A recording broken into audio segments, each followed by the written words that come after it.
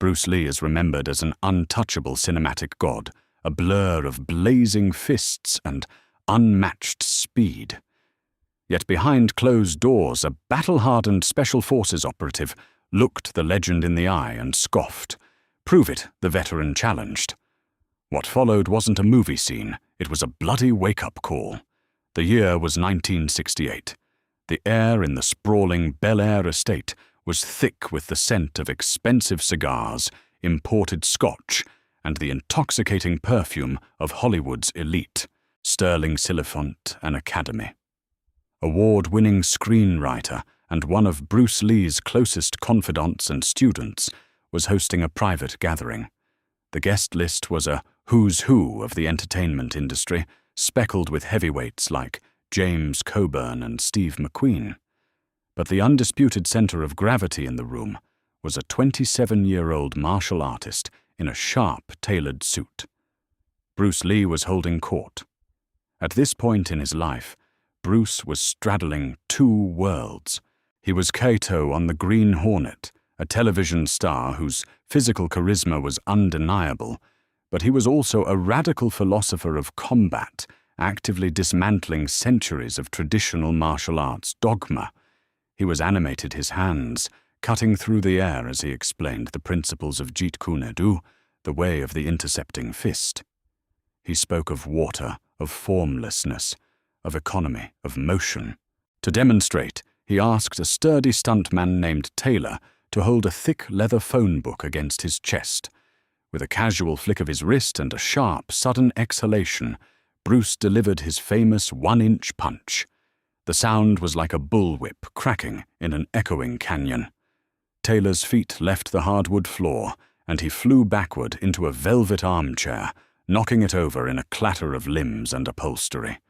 The room erupted into applause and gasps of disbelief. It was magic. It was superhuman. But not everyone was applauding. Standing near the mahogany bar, nursing a glass of neat bourbon, was a man who looked distinctly out of place among the silk cravats and velvet jackets. His name was Jack Donovan. Donovan was not an actor, nor was he a producer. He was a guest of Thomas Sterling, a wealthy private defense contractor who had recently started investing in film. Jack Donovan was freshly returned from a classified tour in Southeast Asia. He was a Green Beret, AMA CVSOG operative who had spent the last 3 years in the deepest, darkest jungles of the world, engaging in brutal, silent close-quarters combat, where there were no referees, no mats, and no rules.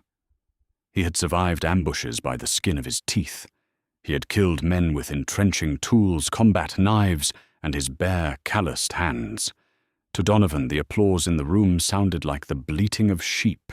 He watched Bruce Lee's demonstration, not with awe, but with the cold, clinical appraisal of a predator watching a peacock fan its feathers. Bruce, hyper-aware of his surroundings, felt the anomaly in the room's energy. His piercing gaze scanned the crowd and locked onto Donovan. The soldier was leaning against the bar, his arms crossed over a plain charcoal suit that barely concealed the thick slabs of muscle on his frame. Donovan's face was a map of hard miles. A jagged scar ran through his left eyebrow, and his eyes held the 1,000-yard stare of a man who had seen the abyss and walked right through it. "You disagree with the principle?" Bruce asked, his voice cutting through the fading chatter of the room. He was smiling, but it was the smile of a tiger testing the perimeter of its cage. The room fell completely silent. The clinking of glasses ceased. Sterling Silliphant took a nervous step forward, sensing the sudden shift in atmospheric pressure. Donovan didn't immediately answer. He took a slow sip of his bourbon, set the crystal glass down on the bar with a soft clink, and pushed himself off the wood. He walked slowly toward the center of the room. He didn't have the light, bouncing grace of a martial artist. He moved with the heavy, grounded inevitability of a tank. "It's a neat trick," Donovan said, his voice a low, gravelly rumble that seemed to vibrate in the floorboards. Physics, leverage, kinetic chaining. It works great when your target is standing perfectly still waiting to be hit. Bruce's smile widened slightly, though his eyes narrowed. A fight is fluid, yes. That is the point of Jeet Kune Do. We do not wait. We intercept. Intercept, Donovan repeated, tasting the word as if it were a bad piece of meat. In my world, mister, Lee, when a man comes at you, he's not trying to score a point. He's not throwing a textbook reverse punch. He's high on adrenaline. He's terrified. And he wants to rip your throat out with his teeth. You try to intercept a man who doesn't care if his arm gets broken as long as he can sink a knife into your kidney and you're going to die on the floor. The tension in the room was now suffocating. James Coburn shifted uncomfortably. Hollywood bravado was one thing, but the dark, chilling reality of life-or-death combat that Donovan had just dragged into the opulent living room was entirely different. Combat is combat, Bruce replied, his tone remaining remarkably calm, almost pedagogical. Whether in an alley or a jungle, the human body has limits. Biomechanics do not change because of geography. Donovan stopped roughly 4 feet away from Bruce. The physical contrast was stark. Bruce was wiry, a coiled spring of explosive, highly tuned muscle. Donovan was a wall of dense, functional mass, built for endurance and trauma.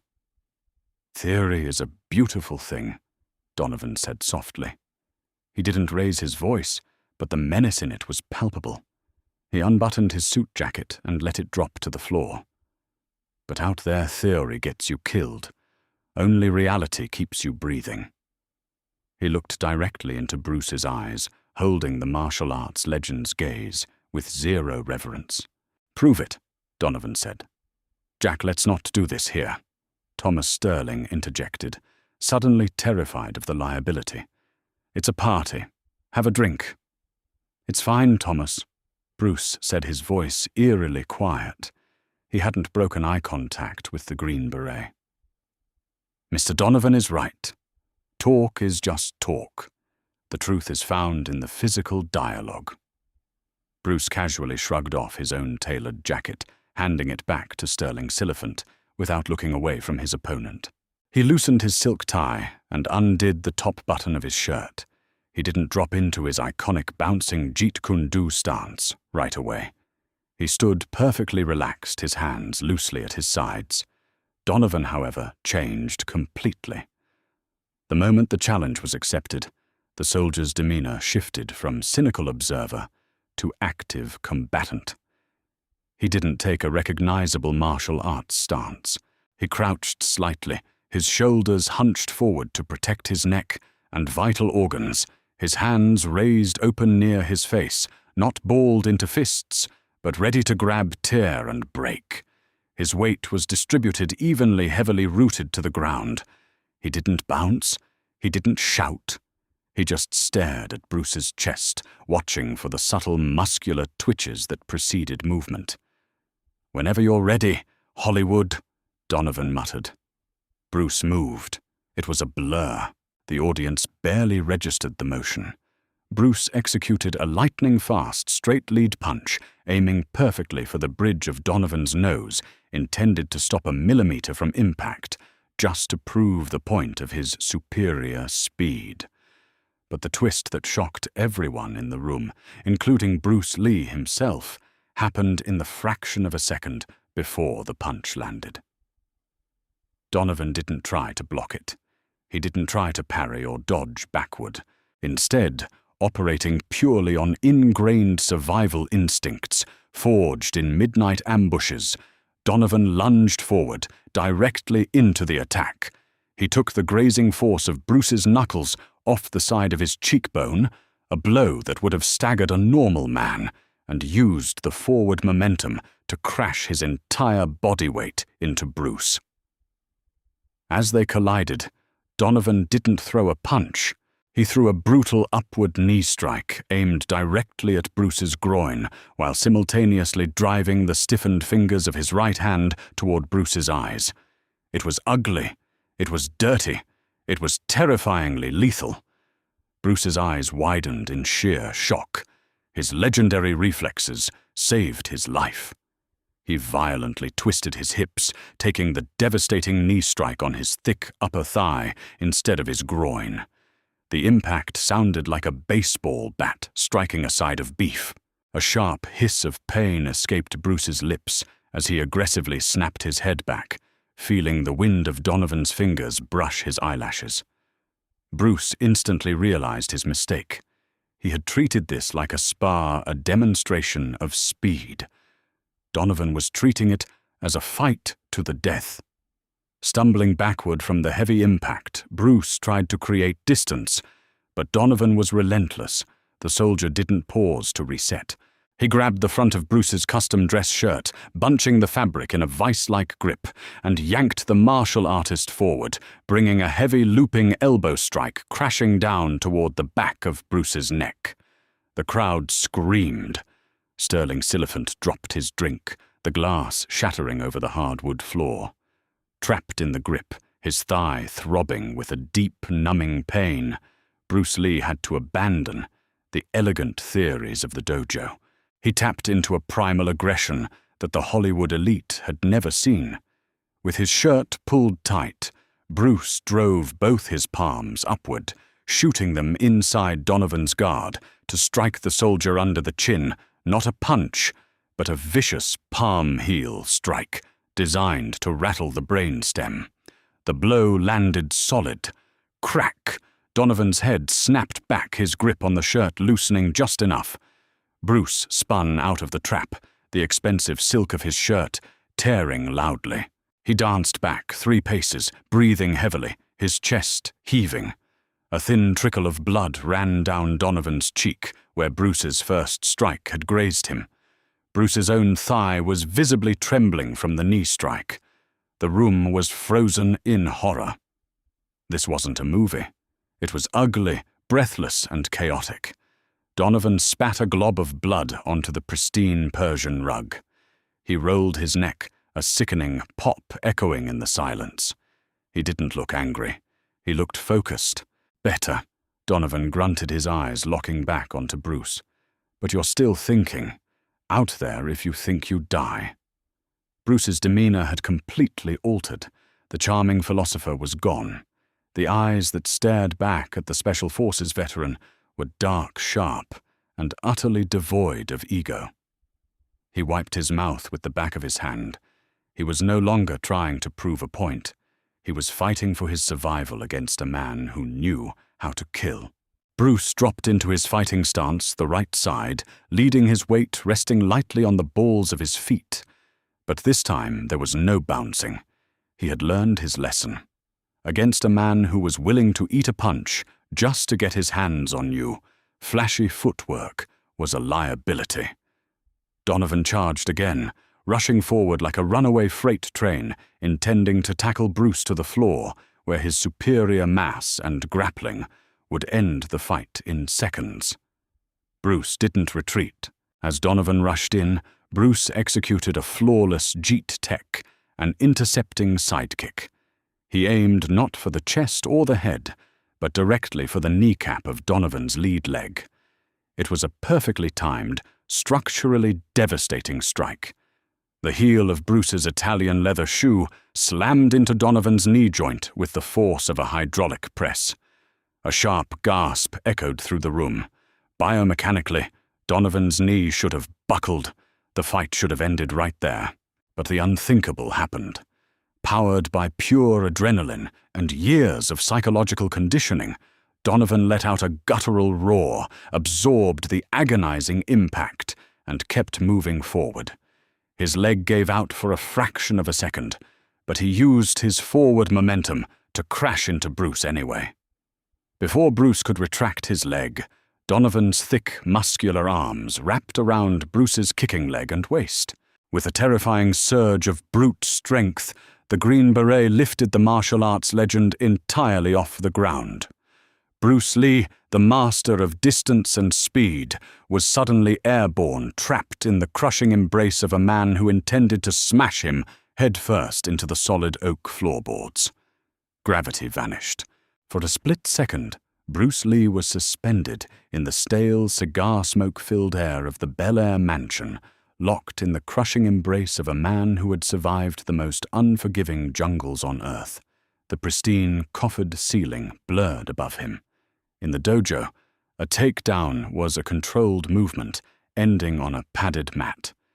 Here the destination was solid, unyielding oak, and the intent was catastrophic trauma. Jack Donovan let out a visceral, breathy roar, driving his weight forward to slam Bruce headfirst into the ground. Bruce's genius lay not just in his speed, but in his supreme adaptability. As they plummeted, he abandoned all thoughts of striking. Survival instincts honed by thousands of hours of obsessive training took over. He couldn't stop the fall, but he could alter the trajectory. Mid-air, Bruce twisted his torso violently to the side, wrapping his right arm tightly around the back of Donovan's thick neck and hooking his left leg behind Donovan's injured knee. They hit the floor with an explosive, sickening thud that rattled the crystal decanters on the nearby mahogany bar. Because of Bruce's mid-air rotation, his head didn't take the brunt of the impact. Instead, they crashed down on their sides, crashing through a heavy glass-topped coffee table. Shards of safety glass rained down around them like jagged diamonds, slicing into the expensive upholstery and scattering across the Persian rug. The crowd erupted into absolute pandemonium. Women shrieked, scrambling backward. Thomas Sterling shouted something unintelligible, his face pale with panic. Steve McQueen, standing near the fireplace, didn't scream. He set his drink down with deliberate slowness, his icy blue eyes locked onto the chaotic tangle of limbs on the floor, recognizing immediately that this had escalated from a parlor trick to a fight for life. On the ground, the pristine theories of Jeet Kune were instantly dragged into the murky, terrifying reality of a trench fight. Donovan was on top, his massive frame, pinning Bruce down. The Green Beret didn't waste time looking for a clean punch. He drove a brutal short-range elbow down toward Bruce's collarbone, a strike designed to snap the bone and disable the arm completely. Bruce parried the elbow at the very last microsecond, his forearm deflecting the blow just enough so that it crashed into the floorboards beside his ear, splintering the wood. The sheer kinetic force of the missed strike vibrated through Bruce's skull. Trapped beneath the heavy thrashing mass of the soldier, Bruce's legendary speed was nullified. His footwork was useless. Donovan grabbed a fistful of Bruce's torn silk shirt and hauled him upward, cocking his right fist back like a piston, aiming to shatter Bruce's orbital bone. "Intercept this," Donovan snarled, spitting blood onto Bruce's chest. But Bruce Lee was not a man who surrendered to pressure. In the suffocating clinch, he found the microscopic gaps in Donovan's assault. As the devastating punch descended, Bruce's left hand shot up not to block, but to aggressively jam Donovan's bicep, deadening the nerve and halting the momentum. Simultaneously, Bruce threw his hips upward with explosive force, utilizing his core strength to unbalance the heavier man. It was a desperate, ugly sweep. But it worked. Donovan pitched to the side, and in a flash of predatory speed, Bruce scrambled to his knees. He didn't try to stand up and reset the distance. He knew now that giving Donovan momentum was a death sentence. Instead, Bruce attacked the soldier on the ground. As Donovan tried to base out on his hands and knees, Bruce pounced like a leopard, securing a vicious guillotine choke. Bruce wrapped his forearm tightly under Donovan's chin, gripping his own wrist with his other hand, and arched his back, driving his hips forward. It was a flawless blood choke designed to compress the carotid arteries and render a man unconscious in seconds. The room fell into a horrifying, breathless silence. The only sounds were the desperate scraping of heavy boots on the hardwood floor and the choked, gurgling rasps escaping Donovan's throat. For a moment, it seemed over. Donovan's face turned a violent shade of crimson, the veins in his thick neck bulging against Bruce's strangling forearm. But Jack Donovan was a MACVSOG operative. He had been trained to function through excruciating pain and suffocating panic. As his vision began to tunnel and grey at the edges, Donovan didn't claw frantically at Bruce's arms like a panicked civilian. He went for the source. With his remaining consciousness, Donovan reached backward, with his massive left hand, his thick fingers finding Bruce's face. He didn't punch. He dug his calloused thumb directly toward the corner of Bruce's left eye, pressing inward with terrifying, lethal intent. At the exact same time, Donovan slammed the heel of his heavy combat boot backward, blindly stomping onto Bruce's already injured thigh. Pain, sharp and blinding, exploded behind Bruce's eye. The pressure on his orbital socket was agonizing. In another 2 seconds, the thumb would pop his eye out of its socket. The stomp to his thigh sent a paralyzing shockwave up his hip. The pristine martial artist and the hardened killer were locked in a macabre stalemate of mutual destruction. If Bruce held the choke for 3 more seconds, Donovan would pass out and likely die from the crushed airway. If Bruce didn't let go instantly, Donovan's thumb would blind him permanently. Neither man was willing to yield. Both were entirely willing to pay the ultimate price. "Enough!" The voice cracked through the room like a gunshot. Steve McQueen, moving with the deceptive speed that made him a Hollywood legend, had grabbed a heavy, solid brass fire poker from the hearth.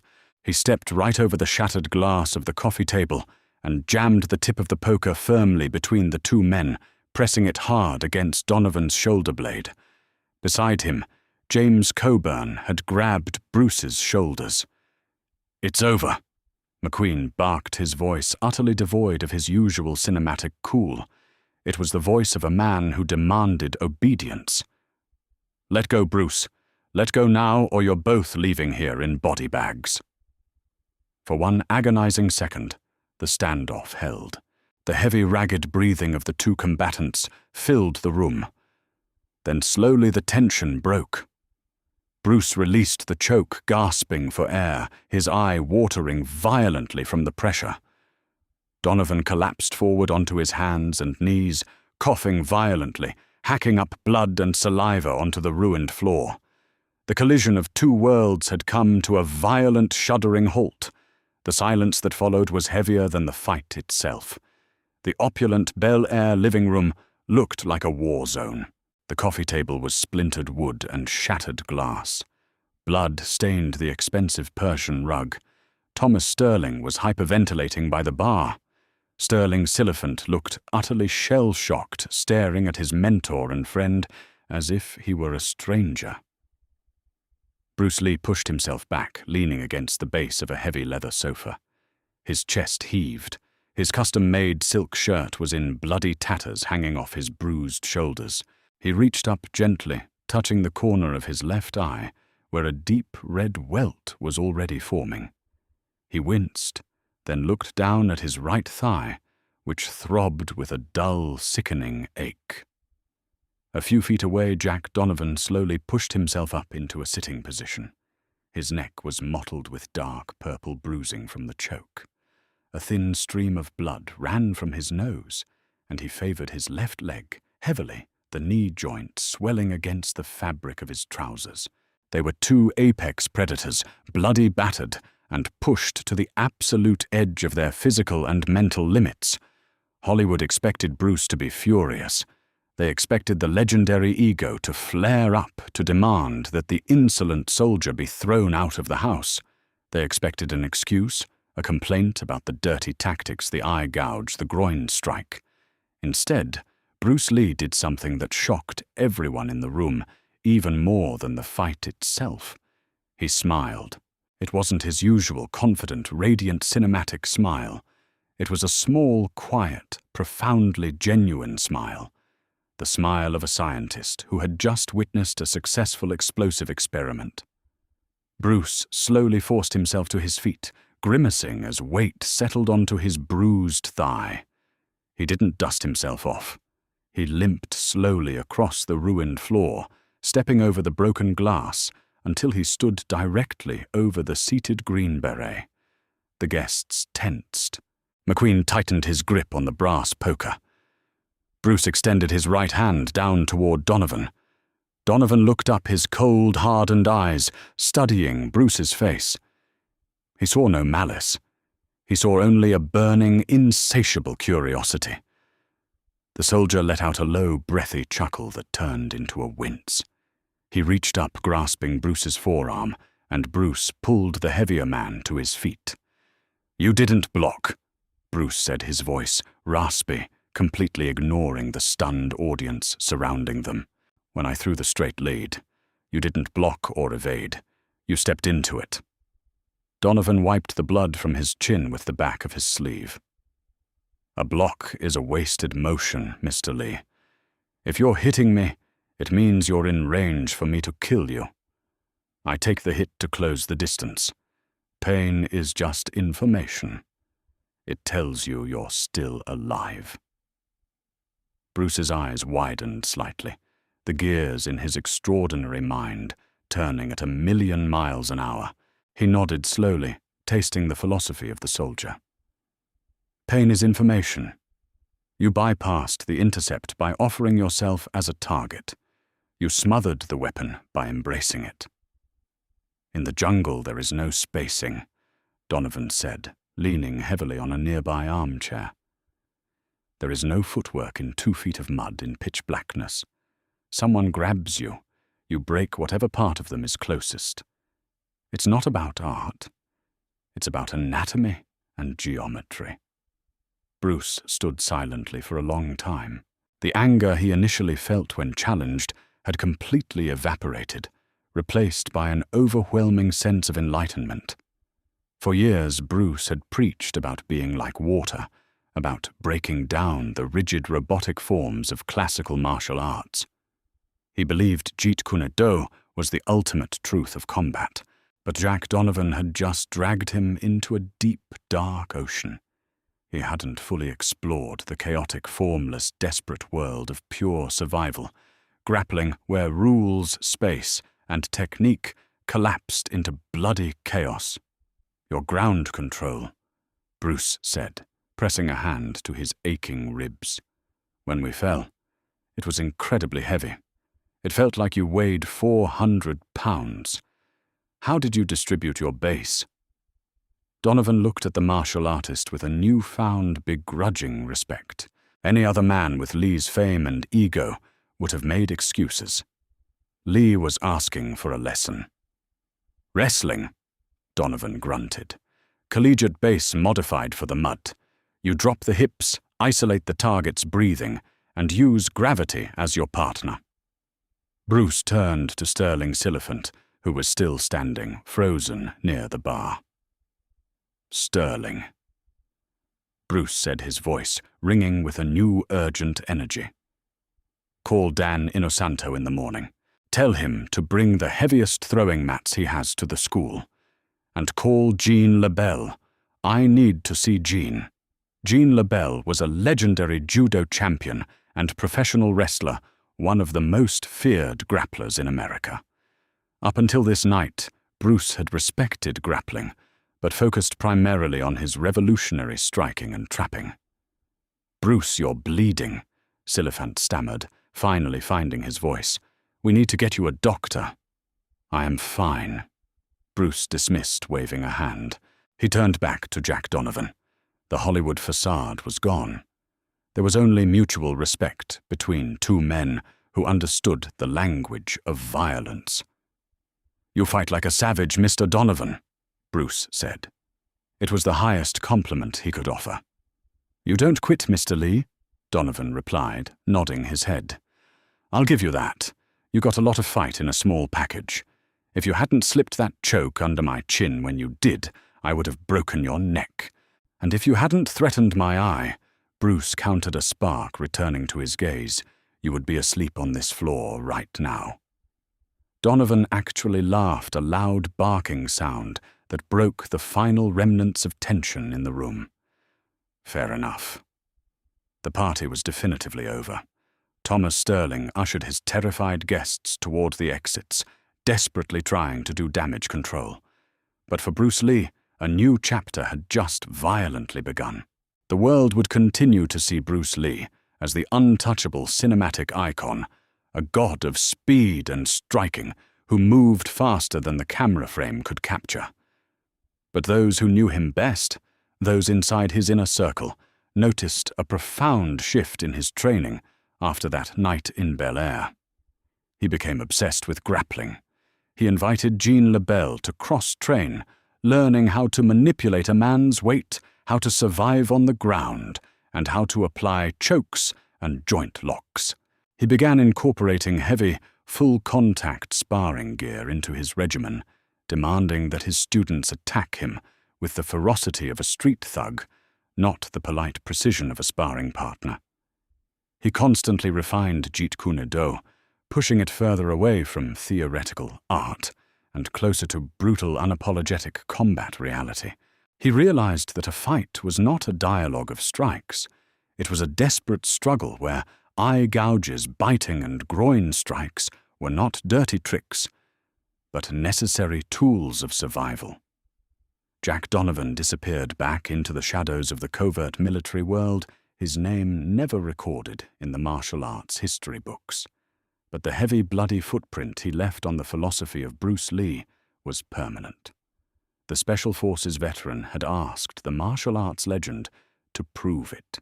Bruce Lee didn't just prove his resilience, he absorbed the soldier's reality evolved and changed the landscape of modern martial arts forever. Did this brutal clash between Hollywood martial arts and Special Forces reality change the way you view Bruce Lee's legacy? True combat is never quite what we see on the silver screen. If you were captivated by this untold story of survival and evolution, hit that like button, share, and subscribe to our channel for more legendary, untold stories of history's greatest fighters.